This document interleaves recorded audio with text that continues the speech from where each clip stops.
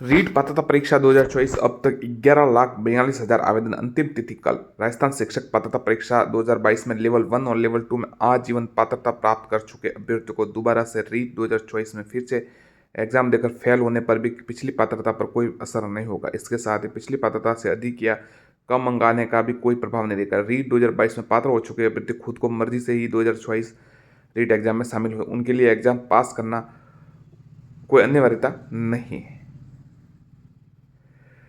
ONGC में 108 पदों पर भर्ती, आवेदन 24 तक। सुप्रीम कोर्ट में 90 पदों पर भर्ती, 7 फरवरी तक कर सकते हैं आवेदन।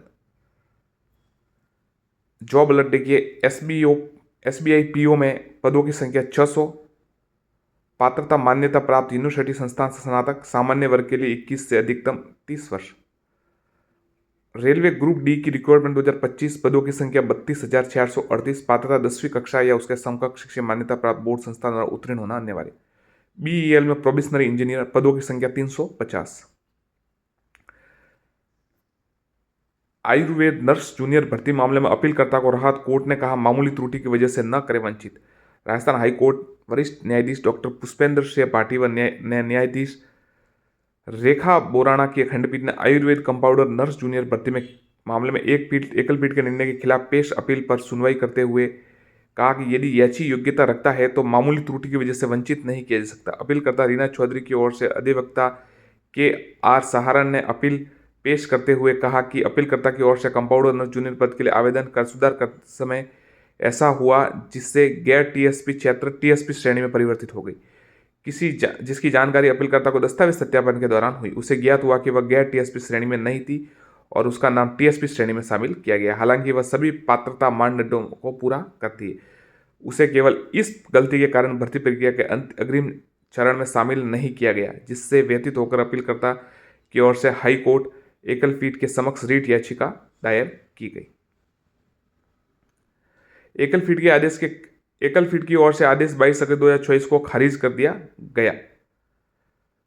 एकल पीठ के आदेश के खिलाफ अपीलकर्ता द्वारा खंडपीठ के समक्ष अपील दायर की। खंडपीठ ने मूल्यांकन किया कि गलती उसकी अयोग्यता की उचित ठहराने वाली कोई भौतिक त्रुटि थी।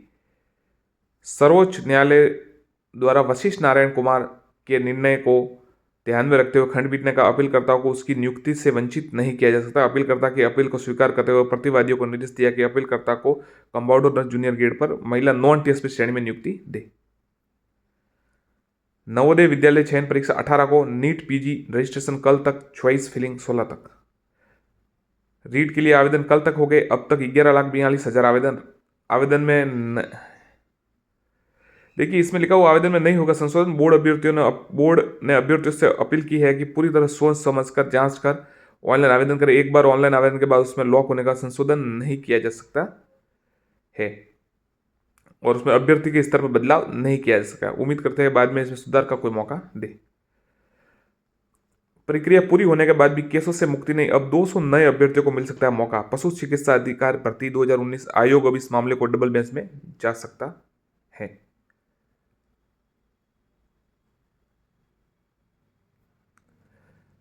आरबीएसई हाई पावर कमेटी ने परीक्षा तैयारियों की समीक्षा। 10वीं 12वीं की मुख्य परीक्षा 6 मार्च से ही बोर्ड एक सप्ताह में जारी करेगा टाइम टेबल। रीट परीक्षा केंद्रों के आसपास अन्नपूर्णा रसोई में भोजन व्यवस्था हो दिलावर। 10वीं साइंस की 13 कॉपियां बिना जांचे दे दिए नंबर, अध्यापिका को चार्जशीट थमाई। माध्यमिक शिक्षा बोर्ड की 10वीं साइंस की 13 कॉपियों को जांचा ही नहीं, सीधे मेन पेज पर योग्य दे दिए। बोर्ड ने समीक्षा अंतर्गत ऐसा पाया। बोर्ड के जवाब के आधार पर स्कूल शिक्षा अजमेर के संयुक्त निदेशक साहिब सिंह ने वरिष्ठ अध्यापिका विज्ञान निमिषा रानी को नियम 16 के तहत चार्जशीट थमाई।